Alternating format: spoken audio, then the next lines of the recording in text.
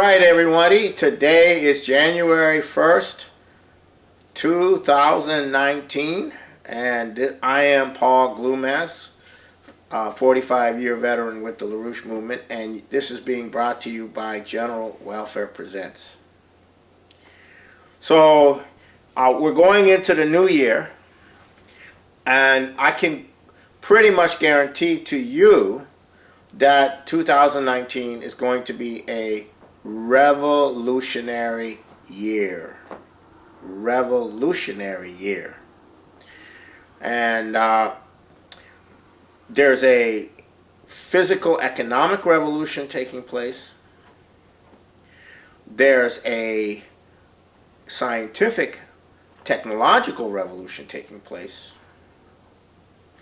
There's a revolution in foreign policy taking place, where many of the nations that have been at each other's throats for decades and decades and decades, centered around strategic hotspots and conflict areas that remain permanently conflicted, as a way of controlling the world politically, geopolitically.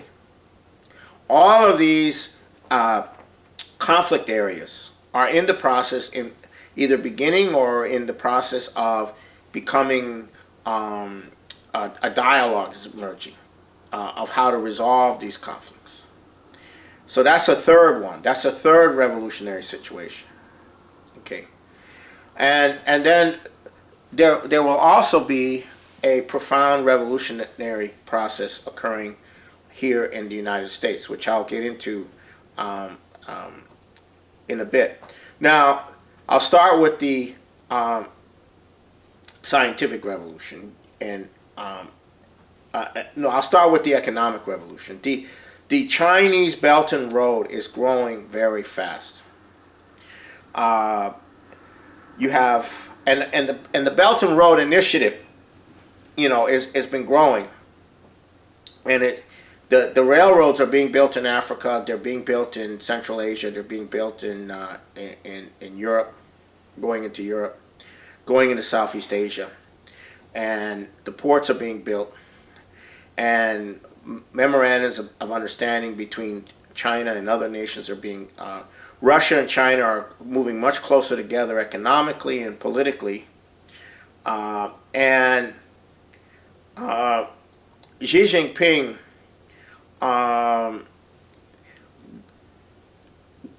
gave a New Year's presentation where he emphasized the new era that we're going into. The explorer. This is the time for the explorers of a new era. And the new era is going to take place in science, because we're headed towards the Chinese have committed to three areas actually: information technology, fusion power, which is completely revolutionary, and the space program, which is also completely revolutionary. All of these areas of scientific effort, the Chinese are committed to developing. And they're not just committed to developing, they're committed to sharing that technology with the world. So you know, an example of this is a video that was done by the guy who coined the term the Thucydides principle. His last name is Graham Fuller, I think. No, not Graham Fuller. His last name, Graham Allison. And he shows this audience on TED Talks a picture of a bridge near Harvard where he was, and the bridge was supposed to take 2 years. It ended up taking a year. It ended up taking 4 years. And this is a bridge, right? The construction of a bridge. And then he showed a video of a Chinese bridge being built, similar type of situation, being built in 36 hours. And that's a technological change, being able to assemble all the people, all of the materials, and everything and build a very complex bridge in 36 hours. So what does that say? There's something wrong, right? There's something missing, right? So the Chinese are building railways in breakneck speed, and we can't even get a railway going, a new rail system going in this country. And if we tried, there would be this huge fight over who's going to pay for it, whether the private sector is going to get to loot the government on, to pay to build it, and so on and so forth. So that's an example of what we're talking. So there's a huge process going on, and this is taking shape. So this is a huge revolution in the Belt and Road, and now this is going to grow. It's not going to go. It's not going to stop. It's not going to stop. In all these areas of conflict, Yemen, the Middle East, Syria, Turkey, Iran, Afghanistan, and Xinjiang province in China, the westernmost province of China. They're all areas where these rail lines and these connections are going to go through, and it's very beneficial to all the peoples of those areas economically. They will stand to benefit tremendously in terms of being able to go into these desolate areas and actually do something, develop, whether it's mining or agriculture or industry in these areas. So there's a tremendous effort being made by elements within those countries alongside China and Russia to essentially get these people to come together and resolve these incredible conflicts.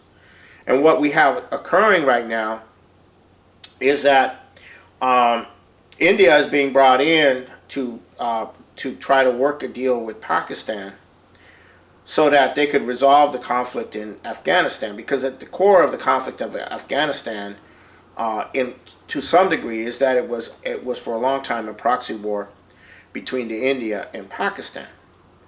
And so now they're talking about developing the region, and there are now talks beginning between the Taliban and the government to resolve the situation, and Pakistan has a significant influence in the Taliban. So they're bringing the Pakistanis into the process, and also India into the process. So these are the kind of things that are going on. And then in Syria, the U.S.,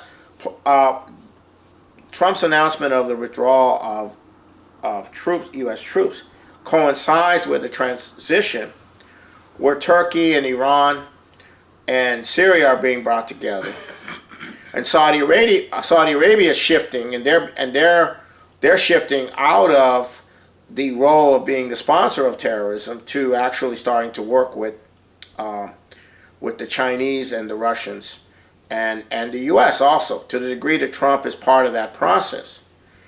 Syria, the Saudis are no longer calling for the removal of Assad. The Saudis are getting ready to open up diplomatic relations with Syria, which is huge. Tunisia, which I believe has a pro-Saudi government, is now opening up relations with Syria. So all of these diplomacy and negotiations are going on to resolve these situations so that you can bring the economic development to the region. And this is the and perhaps the most obvious one is North and South Korea. They're coming together. They're now rebuilding the rail lines. They're between the two countries, and they're moving in a direction of economically uniting the two countries. Okay, this is all happening largely because Donald Trump is not an enemy of these things. Although the government, the bureaucracy, the Congress, the bankers, the policymakers, they're all opposing this, but they have yet failed to remove Donald Trump. Their failure to remove Donald Trump is it has allowed for this process to go on in spite of all the things that have been done, despite all of the disruptions that have been done, whether it's the arrest of the Chinese lady who was the head of Huawei in Vancouver, which almost destroyed the trade talks between China and the United States. The trade talks between China and the United States, according to Trump and according to the Chinese, is moving forward. They're discussing everything. They're saying that they are discussing everything, that they're discussing a bilateral partnership. And what does that mean? Well, they're not telling you what it means, probably because it'll freak everybody out that the United States and China are discussing a bilateral relationship, resolving the not just the trade issues, but going forward in other areas. There's attempts now emerging to start to resolve the situation in Yemen. It's a very nasty situation.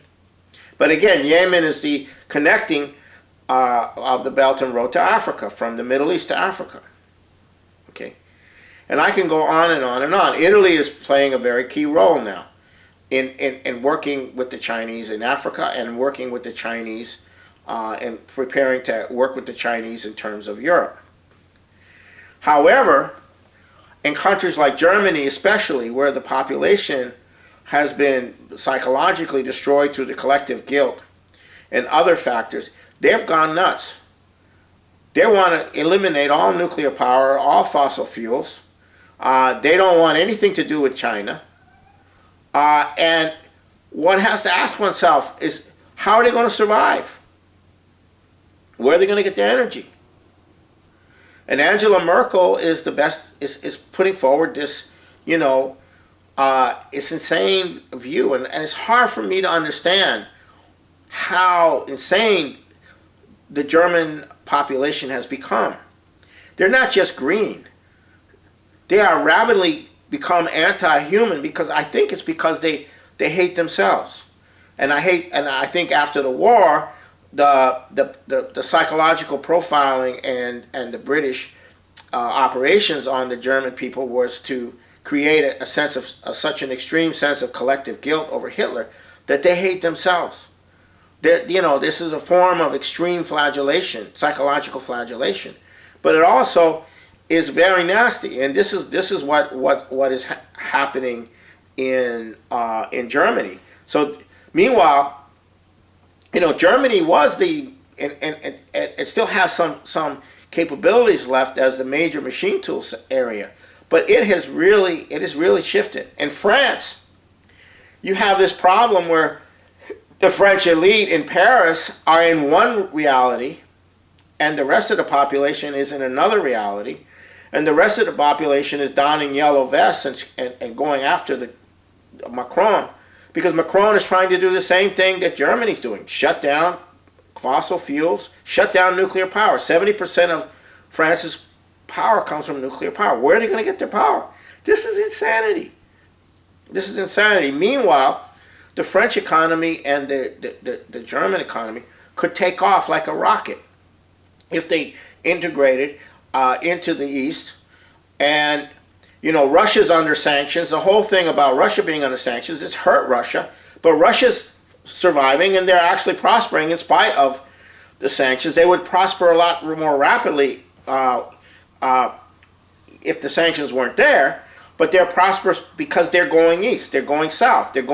Their economic expansion, they're undergoing economic expansion. They've had to substitute, they've had to grow food instead of importing food, and now they're the largest wheat exporter now. I mean, all of this is going on, but there is this malaise that has taken over this section of the establishment of Germany and the section of the French, and also the British, and also the U.S. This is the elite. This is what I don't mean the elite. I mean this is a cultured upper element, which includes the bureaucracy and includes the major politicians, and includes the media, it includes the urban areas like Seattle and San Francisco and New York. It's a culture. It's a culture of unreality, complete unreality. Meanwhile, the population, which is suffering, because these people aren't suffering because they're better off. It's the population that's suffering that these people are refusing to recognize that there is another reality that is what voted Trump in. So you have this incredible situation of one element of the society living in complete unreality. You know, if you go to, if you know, you talk, you hear them talk like this woman. You know, she's a nice lady. I mean, she just announced that she's going to run for president. You know, she's from Massachusetts, Elizabeth Warren. She's a very nice lady. You know, she wants a green Glass-Steagall. She wants to change the banking system, but she wants to do it so they can put the money in wind and solar and everything and shut down fossil fuels and all of that, and we can all live happily ever after. What's wrong with this lady? Anybody who's a skilled craftsman in any area of construction or plumbing or machining or any area has a sense of proportion with respect to how the real physical world works. Such people know that a windmill and a solar panel do not produce a lot of energy sufficient to sustain a modern society. They know that. Well, how come these other people don't know that? Because they're completely disconnected from the physical reality. They're living in a complete fantasy world. And it gets violent. You know, they want to shut down the dams to save orca. Do they make a connection between what that effect is going to have on the economy?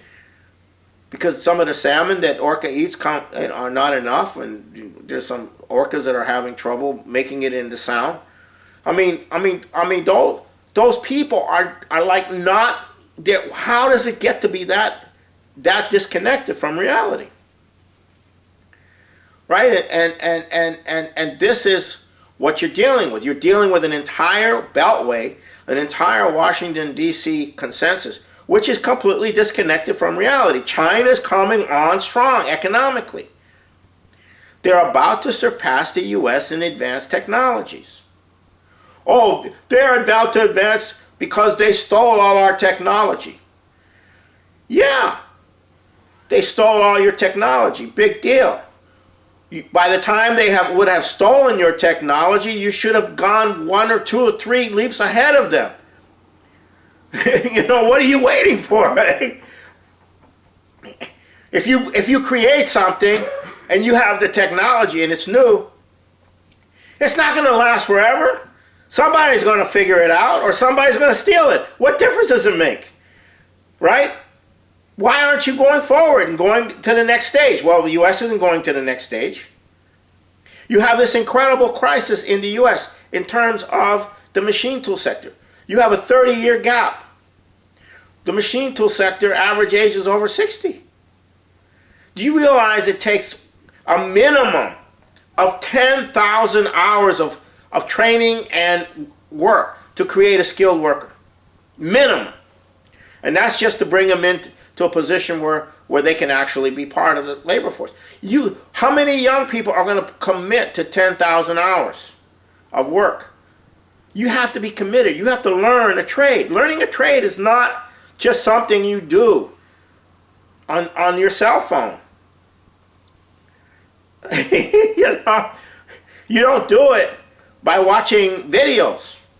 You know, you have to commit to learning, to becoming a skilled worker. That means it involves study, it involves intelligence, it involves a commitment. And how many people out there have that commitment of this generation? Because they don't have a sense that there is any future in any of this. And you have to make that commitment. So if you look at where the United States is now in terms of its skills, and you look at where they're going to be 10 years from now, when these 60-some-year-olds no longer are machine tools, it's kind of frightening. It's frightening. So it's not a simple matter of turning on the switch. This is for real. We're going to have to. The United States is in deep trouble.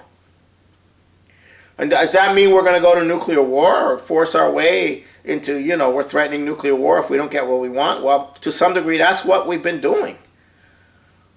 But now we're going to need to work with China.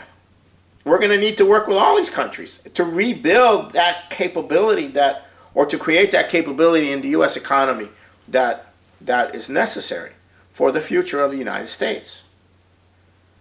There is no other way to do it. You can't go to war with Russia and China. Because if you do, you're not going to survive. Even if you win the war, you're not going to survive. It's insane. But then again, these people are disconnected from reality. You have an entire beltway of double speakers and double thinkers and inside communicators who have their own special language, and nobody knows what they mean. And they are out there talking about winning a nuclear war. They've been out there talking about winning a nuclear war, prompt global strike. And Putin has just demonstrated that with a very small amount of relative amount, the Russians have just surpassed the United States in a key areas that give the Russians a capacity to prevent any nuclear war from being won.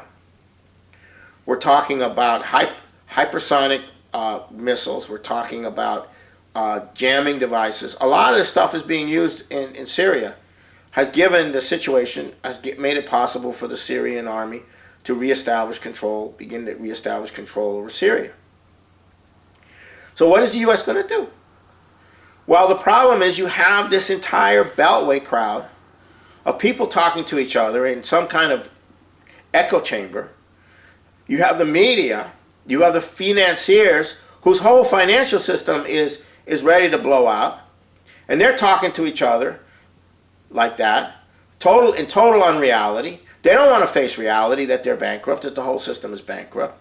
And then you have this section of the population that lives in the urban areas that has this idea of a green utopia.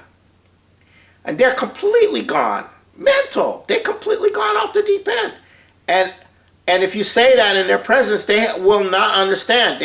You try to explain to them what reality is, and they will not respond. They will not understand. They will attack you for being a climate denier. They will attack you for being a homophobe. They will attack you for being this and for being that. They will change the subject on you. They're psychotic. I don't know how to explain it. And you see this psychosis every day with, every major media is going after Trump. And now they're going to go after him and privately. They're going to go after him in New York State. They're going to go after him here. They're going to go after him there. And they're going to keep going after him. And it's going to get worse until these people realize that no one's listening to them. That the world has passed them by. And they're not going to impeach Trump. And they're not going to be able to do the 25th Amendment on Trump. Because the population isn't there anymore. They never were there. But they're no longer cowed. They have the freedom to disagree with all of it. All the stuff that's being shoved down their throats, whether it's in the schools or in the media or wherever, they have the freedom to disagree now. And they are not with this. And this is the process that all the intersecting with our movement. And so I'm encouraging people to start coming to the meetings here in Seattle and Shoreline. Our next meeting is this Saturday, the 5th at 7 p.m. And you can contact me. There'll be a way to contact me on this video. So that is going to be what our new year is going to be about. It's going to be a revolutionary new year. Okay, we have an incredible situation emerging, and this is the year of revolution. 2008 was the year that geopolitics has begun to decline. The whole control of the world through geopolitics collapsed in 2018. And now we're entering the actual revolutionary year, 2019. And this is something that people should be part of, not just stand on the sidelines watching. But they should get involved. You should get involved with us. You should get involved in any which way that you possibly can, because this is the year that it's going to make a difference, and it's going to get hot. It's going to get very hot out politically in the U.S. because these people are insane, and they are going to go nuts. Their entire sense of irreality, the lack of reality, is going to collapse on them, and reality is going to make itself very apparent. And the greatest reality of all is the fact that they're not loved anymore. Us deplorables don't love them. We don't have a very high respect or regard for them. Okay. Also, in the Beltway and in the military industrial complex, there's a lot of people who do know that they've been criminal, that they have gone along with destroying the nation for their own personal advancement or for their own personal power and wealth. And those people are guilty. And those people know they're guilty. And they know that that at some point there's always justice around the corner somewhere coming their way. And so they are also desperate about the situation.